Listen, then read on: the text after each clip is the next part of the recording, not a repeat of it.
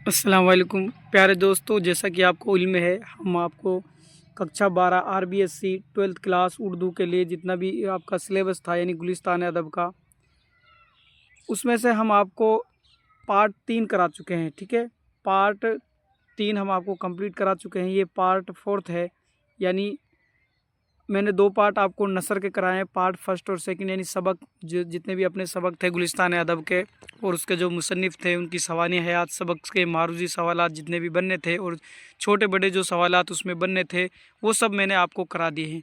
उसके बाद हमने सेकंड पार्ट में भी उसका जो जो आपके नसर के जो सबक बच गए थे वो कंप्लीट कराए थे।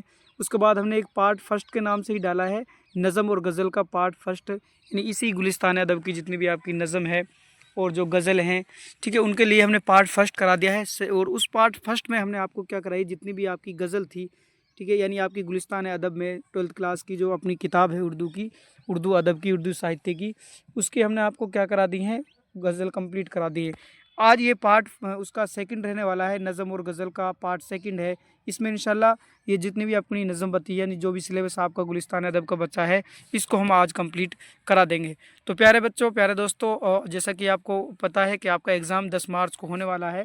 काफ़ी कम टाइम आपका बचा है, आज 4 तारीख हो गई, यानी केवल 6 दिन आपके पास बचे हैं। इन 6 दिनों में आप बेहतर तैयारी करें, इसके लिए हम ये कंटेंट आपको मुहैया कराते हैं, आपको ये कंटेंट देते हैं। ठीक है, तो आप कमेंट में अपनी एडवाइस भी बताया करें और आप क्लास के लिए या कुछ भी जो भी आपको कोई चीज़ ज़रूरत हो कंटेंट से रिलेटेड, आप हमें कमेंट में बता सकते हैं। ठीक है, तो बिना कुछ देरी के हम शुरू करते हैं। अगले अपने नज़म से शुरुआत करेंगे। हमारी गज़ल कंप्लीट हो गई तो नज़म शुरू होती है हमारी। उसमें पहली नज़म है हमारी गौर गरीबा। जिन बच्चों ने सिलेबस पढ़ा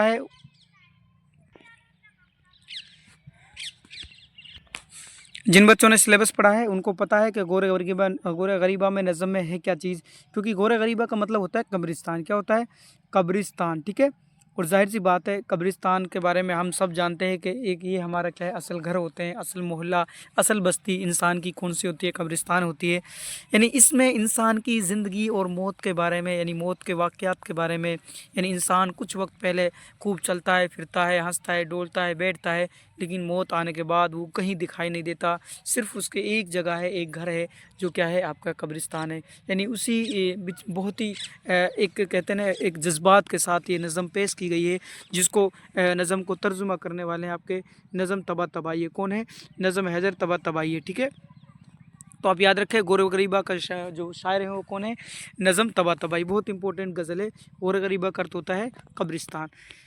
तो जैसा कि आपको पता है, मारूजी सवालात पहले पढ़ते हैं। मारूजी सवालात के बारे में, जिसमें पहला सवाल है, नज़म किस ज़बान का लफ्ज़ है? मैंने बताया था। गज़ल भी मैंने आपको बताया था, गज़ल किस ज़बान का लफ्ज़ है? गज़ल अरबी ज़बान का लफ्ज़ है, और इसी तरह नज़म भी अरबी ज़बान का लफ्ज़ है, जिसके मायने होता है लुग़वी मायने, लड़ी में मोती पुरोना। तो इसका क्या हो जाएगा? जवाब हो जाएगा इसका अरबी। किसका भाई? अरबी का। ठीक है, नेक्स्ट अगला सवाल है, हैयत के एतबार से नज़म की कितनी किस्में होती हैं? तो होती है आपकी 3। ठीक है, कितनी होती है? 3, और 4 भी होती हैं, एक जगह आपको 4 भी मिल जाएगी। जैसे आपकी एक तो है आज़ाद नज़म, ठीक है, एक है आपकी पाबंद नज़म, ठीक है, कौन सी है? पाबंद नज़म। एक है आपकी नसरी नज़म, ठीक है, एक आपकी कौन सी है? नसरी। नसरी नज़म को नहीं मानते, इसलिए 3 मानते। एक है आपकी नज़म मुअर्रा, ठीक है, नज़म मुअर्रा, ठीक है, या फिर नज़म आरी भी कहते हैं इसको। क्या कहते हैं? नज़म आरी। और चौथे नंबर की आपकी जो उसको मानते हैं, कभी नहीं मानते हैं, वो नसरी नज़म। कौन सी है? नसरी नज़म। ठीक है, कौन सी है? नसरी नज़म। इस तरह आपकी हैयत के एतबार से नज़म की 4 भी किस्में होती हैं, 3 भी। ठीक है, तो अपन सिलेबस में है 3 है, तो अपन याद रखेंगे 3। ठीक है, नेक्स्ट है अगली, ऐसी नज़म जिसके तमाम मिसरे वज़न के लिहाज से बराबर हो मगर काफ़िया ना हो, तो क्या कहलाएगी? उसको कहते हैं नज़्म मुअर्रा। क्या कहते हैं? उसको कहते हैं नज़्म मुअर्रा। और जिसके काफ़िए रदीफ़ तमाम मिसरे बराबर हो, उसको कहते हैं पाबंद नज़म। क्या कहते हैं? उसको कहेंगे पाबंद नज़म। ठीक है, क्या कहेंगे? पाबंद नज़म। नेक्स्ट है, अली हैदर नज़म तबातबाई का सने पैदाइश का है, तो 1853 ईस्वी में पैदा हुए। कौन? अली हैदर नज़म तबातबाई। ठीक है, नेक्स्ट है, नज़म तबातबाई की जाए पैदाइश क्या है? तो वह अपनी लखनऊ। ठीक है, कहाँ है? सॉरी, लखनऊ। ठीक है, यानी 1853 में कहाँ पैदा हुए? लखनऊ में को पैदा हुए। नज़म है अली हैदर नज़म तबातबाई। ठीक है, 1853 में पैदा हुए, लखनऊ में। नेक्स्ट है, elegy written in a country churchyard कितने बंदों पर मुश्तमिल है? ये आपके 32 बंदों पर। यानी जो ये नज़म है, ठीक है, ये कितने बंदों पर मुश्तमिल है? ये आपके 32 बंदों पर मुश्तमिल। जैसे गज़ल के शेर होते हैं, इसी तरह नज़म के क्या होते हैं? बंद होते हैं। उसके बाद हम चलते हैं छोटे छोटे सवालों की तरफ। नज़म तबातबाई ने दीवान गालिब की मुकम्मल शरह कब और कहाँ शाये की, ये बहुत याद रखना आपकी। अली जो मिर्ज़ा गालिब का दीवान था उसकी सबसे पहले जो दीवान की मुकम्मल शरह की थी वो किसने की थी, आपकी नज़म हैदर तबातबाई ने की थी। ये कब की थी, ये भी याद रखें, 1921 में। नेक्स्ट, शौक से घर के तरफ कदम कौन बढ़ाता है, तो शौक से घर की तरफ कदम दहका बढ़ाता है, दहका कहते हैं किसान, ठीक है। नेक्स्ट है, लोहे तुर्बत के इबारत से क्या मुराद है, यानी आपने देखा होगा कोई कब्रिस्तानों पर अब जब हम किसी इंसान को दफनाते हैं तो कब्रिस्तान में लास्ट में एक पहचान के लिए उसका नाम और तारीख लिख देते हैं, ठीक है। कहीं कहीं उस कब्रिस्तान का क्या है पक्का कर देते हैं और उसको क्या है पक्का इस पर इबारत लिख देते हैं, उसी को होता है लोहे तुर्बत, ठीक है। ये मतलब ये निकलता है, अगर तू इधर आया तो इसको देख कर ठंडी सांस भर और अंजाम को समझने की कोशिश कर, ठीक है। नेक्स्ट है, पोफटना, मुहावरे का मतलब लिखते हुए जुमले में इस्तेमाल करिए। पोफटना मतलब सुबह का होना, जैसे सुबह सुबह होती है ना, सुबह का जो वक्त होता है इसको पोफटना कहते हैं। हम पोफटते ही बाग में शेर को जाते हैं, पोप नहीं शेर को घूमने को जाते हैं। नेक्स्ट नज़म गोरे गरीबाग किस अंग्रेज़ी नज़म का तर्जुमा, ये याद रखें, ये अंग्रेज़ी नज़म है, ठीक है। Elegy written in a country churchyard, ये अंग्रेज़ी नज़म है, उसका तर्जुमा किसने किया है, गोरे गरीबा का नाम से आपके किसने किया है, नज़म तबातबाई ने किया है। नेक्स्ट है, कबर पर लिखी हुई पत्थर या लकड़ी की तख्ती को लोहे तुर्बत कहते हैं। थोड़ा सा याद, लोहे तुर्बत किसे कहते हैं, यानी जो हम उस पर कब्रिस्तान पे कोई पत्थर लकड़ी से उस पर कुछ लिख देते हैं, निशान अलामत बना देते हैं, उसको लोहे तुर्बत कहते हैं। नेक्स्ट है, ज़मीन में कैसे कैसे लोग दफन है, तो ज़मीन में बड़े बड़े बादशाह, काबिल और ताकतवर लोग दफन है। जाहिर सी बात है, आप जानते हैं कि आपसे पहले बहुत सारे लोग मुग़ल बादशाह, खिलजी, तुगलक, गुलाम, ठीक है, और भी अपने राजपूत, ठीक है, और मराठा, जितने भी अपने राजा महाराजा थे, कितने बड़े शक्तिशाली और ताकतवर से। उससे पहले हम अगर इस्लाम की तारीख़ की बात करें तो कौन है, अपने एक थे जो मूसा अलैहिस्सलाम के टाइम थे ना, फ़िरौन थे, नमरूद थे, ठीक है, ये बड़े बड़े बादशाह थे, लेकिन आज वो कहाँ हैं सब, आज वो कब्रिस्तान में दफन है, ठीक है। नेक्स्ट चलते हैं, अगली नज़म ये अपनी कंप्लीट होती है, उसके बाद नेक्स्ट नज़म है हमारी, उसका नाम है रूह अर्ज़ी आदम का इस्तेमाल करती है। नज़म का नाम क्या है, रूह अर्ज़ी आदम का इस्तेमाल करती है। देखो, रूह अर्ज़ी, अर्ज़ कहते हैं ज़मीन, यानी ज़मीन की रूह किसका इस्तेमाल करती है, इस्तेमाल कहते हैं वेलकम करना, किसका करती है, हज़रत आदम अलैहिस्सलाम का। यानी जब हज़रत आदम अलैहिस्सलाम को जन्नत से क्या है इस दुनिया में रूह ज़मीन पर भेजा गया था, यानी एक अल्लाह का निज़ाम चलाना था, उसने गंदम का दाना खा लिया था मना करने के बावजूद। थोड़ा सा इससे हमें ये भी सीखना चाहिए कि सिर्फ एक हुक्म ना मानने की वजह से अल्लाह ने हज़रत आदम अलैहिस्सलाम को, जो पहले नबी थे, पहले इंसान थे, जिससे हम सभी पैदा हैं, तो उसको क्या है जन्नत से कहाँ फेंक दिया था, ज़मीन की तरफ भेज दिया था, ठीक है। तो और आज हम इस वक्त कितने नाफरमानी करते हैं, तो उससे हमें भी क्या है बचना चाहिए। नेक्स्ट है, तो उसके ऊपर किसने, अल्लामा इकबाल ने नज़म लिखी है हज़रत आदम अलैहिस्सलाम के ऊपर, ठीक है। नेक्स्ट इसमें हम बात करते हैं मारूफ सवाल मोहम्मद इकबाल की सनद पैदाइश का है 1877, कहाँ पैदा हुए, सियालकोट में। कहाँ पैदा हुए, सियालकोट पाकिस्तान। कहाँ पैदा हुए, सियालकोट पाकिस्तान, ठीक है। और 1938 में इसकी क्या होती है, 1938 में इसकी क्या हो जाती है, वफ़ात हो जाती है लाहौर पाकिस्तान में, ठीक है। नेक्स्ट है, मोहम्मद इकबाल कहाँ पैदा हुए, तो सियालकोट में। कहाँ पैदा हुए, सियालकोट में। नेक्स्ट है, मोहम्मद इकबाल की वफ़ात कहाँ हुई है, तो आप याद रखें लाहौर में। कब हुई है, 1938 में। कब हुई है, 1938 में हुई है। नेक्स्ट, मोहम्मद इकबाल के उर्दू शायरी के कितने मजमूए हैं, तो आप याद रखें 4 मजमूए। कितने हैं, 4। कितने हैं भाई, 4 मजमूए। नेक्स्ट है, रूह अर्ज़ी किसका इस्तेमाल करती है, हज़रत आदम अलैहिस्सलाम का। किसका करती है, आदम का करती है, ठीक है। किसका करती है, आदम का करती है। नेक्स्ट है, मोहम्मद इकबाल के वालिद का नाम क्या था, तो शेख नूर मोहम्मद। याद रखें, इंपॉर्टेंट है। अल्लामा इकबाल के वालिद का नाम क्या है, शेख नूर मोहम्मद। कौन है, शेख नूर मोहम्मद, ठीक है। नेक्स्ट उसके बाद छोटे छोटे सवालों की तरफ चलते हैं। मोहम्मद इकबाल को किस तरह का शायर कहा जाता है, ये फ़लसफ़ी शायर, क्योंकि उन्होंने एमए की थी, किसमें, फ़िलोसॉफ़ी में की थी, इसलिए इसको क्या कहते हैं, फ़लसफ़ी शायर कहा जाता है। इसका लक़ब भी है क्या है, फ़लसफ़ी शायर। नेक्स्ट है, मोहम्मद इकबाल के शेरी मजमू का नाम, तो बांग दर्रा, बाल जिब्री, ज़रब कलीम और अरमगान हिजाज। ये क्या है, 4 इसके शेरी मजमू, बहुत इंपॉर्टेंट है। बांग दर्रा, बाल जिब्री, ज़रब कलीम, अरमगान हिजाज। तो ये याद रखें कि जो ये नज़म भी ली गई है वो किससे ली गई, बाल जिब्रील से आपकी ये नज़म ली गई। रूह अर्ज़ी आदम का इस्तेमाल करती है। नेक्स्ट है, रूह अर्ज़ी आदम का इस्तेमाल करती है नज़म इकबाल के किस शेरी मजमू से ली गई है, बाल जिब्रील से। किससे ली गई है, बाल जिब्रील से ली गई है, ठीक है। नेक्स्ट बात करते हैं, ऐसी नज़म जिसका हर बंद में 5 मिसरे हो उसे क्या कहते हैं, मुखम्मस कहते हैं। 6 हो उसमें मुसद्दस कहते हैं, उसे क्या कहते हैं, मुसद्दस कहते हैं, ठीक है। 5 बंदी वाली को मुखम्मस कहते हैं। नेक्स्ट है, तामीर खुदी का मतलब क्या है, तामीर खुदी का मतलब है कि आदमी तकदीर के भरोसे ना रहे और अपनी सख्त लगन जद्दोजहद से अपनी ज़िंदगी अपनी खुद कायम करे। यानी कहने का मतलब ये आदमी सिर्फ किस्मत ही किस्मत पर ना रहे, उसके लिए मेहनत और कोशिश भी करता रहे, ठीक है, ये भी ज़रूरी है। नेक्स्ट उसके बाद देखते हैं लफ्ज़ी मायने क्या क्या है। अर्ज़ी मतलब अर्ज़ माने आसमान,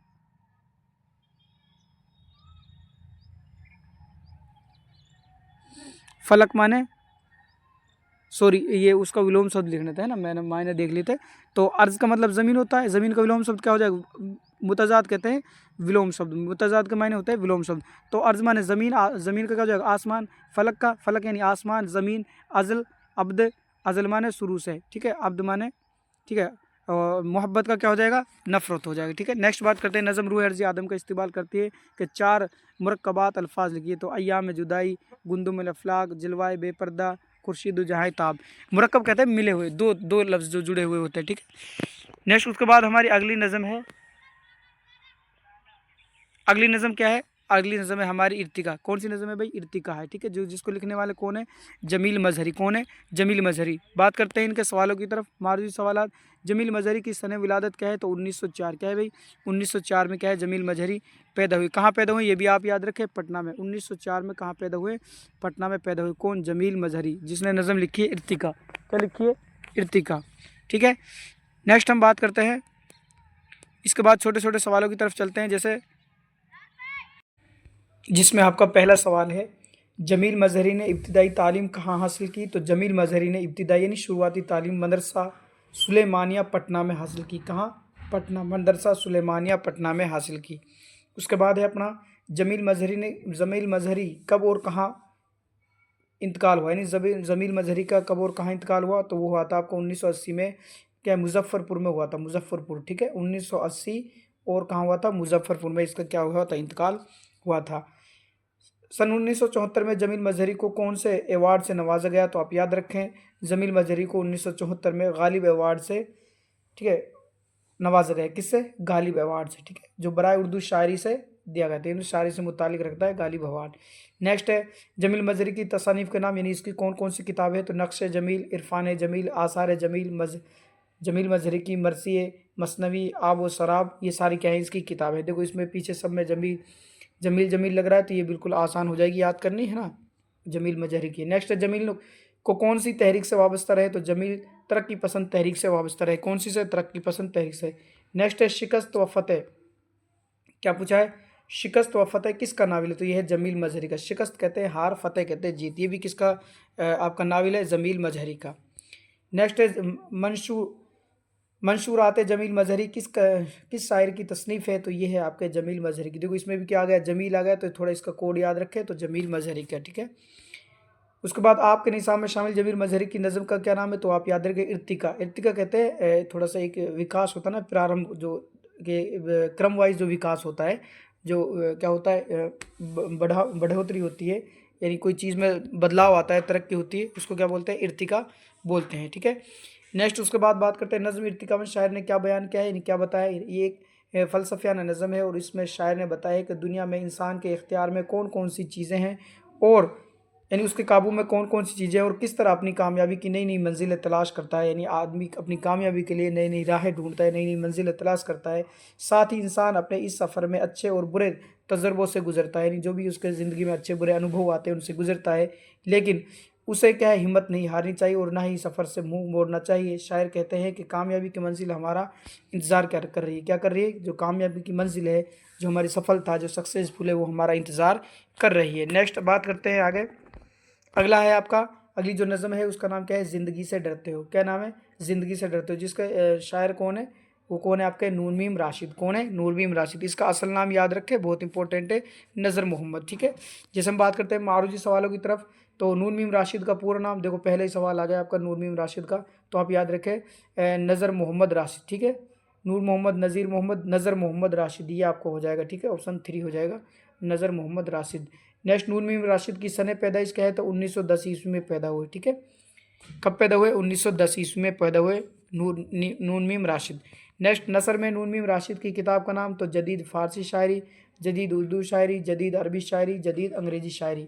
तो इसमें कौन सी उसकी राशिद की जो किताब है वो है जदीद फ़ारसी शायरी। कौन सी है, जदीद फ़ारसी शायरी। नेक्स्ट जवानी के दौर में नूर मीम राशिद कुछ अरसे तक किस तहरीक से मुतासिर रहे, तो वह खाकसार तहरीक से। किससे रहते? खाकसार तहरीक से। मुतासिर कहते हैं प्रभावित रहना। नेक्स्ट, नून मीम राशिद के पहले मजमूए का नाम क्या है? तो आप याद रखें मावरा, बहुत इंपॉर्टेंट है। नून मीम राशिद का पहला मजमूआ है, ठीक है, मावरा। नेक्स्ट, फसील का क्या मायने है? तो फसील का मायने है दीवार, ठीक है। फसील, ये आया हुआ क्वेश्चन भी है, फसील का मायने है दीवार है, ठीक है। उसके बाद हम बात करते हैं, इसके बाद जो छोटे छोटे सवाल आते हैं हमारे, जैसे नज़म ज़िंदगी से डरते हो में शायर के मुताबिक मरकज़ी हैसियत क्या है, यानी केंद्र बिंदु क्या है इसका? तो वह इंसान। किसके मुताबिक लिखी गई है? इंसान से संबंधित लिखी गई है। नेक्स्ट, जो अभी नहीं आई उस घड़ी से डरते हो, शायर ने क्या कहा है? शायर ने इसलिए कहा है कि आने वाला वक्त हमें कामयाबी और तरक्की अता कर सकता है, इसलिए हमें उस घड़ी से नहीं डरना चाहिए। मिसाल तौर पर अगर आप कोई एग्ज़ाम देने की जाए, पहले से ही आप ये सोच लें कि भाई एग्ज़ाम नहीं होगा, हम ये एग्ज़ाम बहुत हार्ड है, बहुत सी सारी चीज़ें अगर आप सोच लें, तो क्या पता वो एग्ज़ाम आपकी सफलता का, यानी क्या आपकी कामयाबी का इसलिए हमें क्या है, जो आने वाली घड़ी है, जो आने वाला वक्त है, उससे कभी भी नहीं डरना चाहिए। उसके बाद हम बात करते हैं, आदमी के दामन से ज़िंदगी है वाबस्ता, यानी आदमी के दामन से ज़िंदगी क्या है? वाबस्ता, कहते हैं जुड़ी हुई है। इसका मतलब क्या है? इसका मतलब है कि ये दुनिया आदमी के लिए बनाई गई है और आदमी इसी वक्त आदमी है कि जब उसमें ज़िंदगी है, यानी ये ज़िंदगी क्या है? इंसान और ज़िंदगी का ताल्लुक़ है, यानी जब तक इंसान है जब तक ज़िंदगी है, और जब तक ज़िंदगी है जब तक इंसान, इसलिए आदमी और ज़िंदगी दोनों एक दूसरे से जुड़े हुए हैं। उसके बाद हम बात करते हैं, क्या पूछा है? नून मीम राशिद, नून मीम राशिद के दो शेरी मजमू के नाम, तो ईरान में अजनबी और गुमान का मुमकिन, ठीक है। ईरान में अजनबी और गुमान का मुमकिन, इसके क्या है? शेरी मजमू है। उसके बाद हम नेक्स्ट बात करते हैं अपना है, ठीक है प्यारे दोस्तों, ये क्या है? कंप्लीट आपका जो हमने जो गुलिस्तान अदब आपकी किताब है, जो फर्स्ट किताब है आपकी, पहली बुक है गुलिस्तान अदब, ठीक है, उससे मुतालिक जो आपके नसर थे, यानी जो पार्ट थे, उनका हमने कंप्लीट आपको खुलासा, सबक, मुसन्निफ़ के सवानी हयात और मारुजी और ऑब्जेक्टिव टाइप वाले सवाल कराए हैं। उसके बाद हमने नेक्स्ट सारे पार्टों में आपको part first, part second, part third, ठीक है, यानी इस तरह पार्ट 4, 2 पार्ट तो हमने नसर के बनाए, यानी पाठों के बनाए, पार्ट फर्स्ट और पार्ट सेकेंड। 2 पार्ट हमने गज़ल और नज़म के बनाए। किसके बनाए? गज़ल और नज़म के, पार्ट फर्स्ट और पार्ट सेकंड, ठीक है। तो ये कंप्लीट जो बुक थी आपकी गुलिस्तान अदब, ये आपकी कंप्लीट हो चुकी है, जो कि आपकी 70 नंबर की किताब है। यानी हमने आपको 4 क्लास के अंदर, मात्र ये आप देख सकते हैं 2 घंटे, 2 या पौने 2, 2 ढाई घंटे की क्लास थी, इसमें हमने आपको 4 क्लासों के अंदर आपको 70 नंबर का कंटेंट आपको मुहैया करा दिया है। यानी आपको समझ ना आए तो एक दो बार आप रिपीट करके क्लास को देख सकते हैं, फिर भी आपका कोई चीज़ और फिर समझ नहीं आती, शब्द वगैरह, तो आप कमेंट में कर सकते हैं, कमेंट में हम आपको जवाब देंगे। उसके बाद आपकी क्या बच जाती है प्यारे दोस्तों, प्यारे स्टूडेंट, एक किताब बच जाती है, जो आपकी क्या है? 10 नंबर की किताब। एक किताब है, दूसरी वाली बुक नंबर 2, वो 10 नंबर की है, ठीक है, जिसका नाम है खयाबान उर्दू। क्या है? खयाबान। उसको भी हम आपको एक ही क्लास में कोशिश करेंगे कराने की, और उसका मैं आपको इम्पोर्टेंट जो उसके कंप्लीट उसका निष्कर्ष निकल आएगा, वो भी मैं आपको करा दूंगा। फिलहाल मैं आपको इस क्लास में यहीं तक, और नेक्स्ट हम किताब लेकर आएंगे आपको खयाबान उर्दू बुक नंबर 2, ठीक है, बुक नंबर 2 होगी जो आपकी 10 नंबर की है, उसको भी जल्दी आपको शॉर्ट में कराएंगे इंशाल्लाह। तो आज की इस क्लास के लिए यहीं तक, शुक्रिया।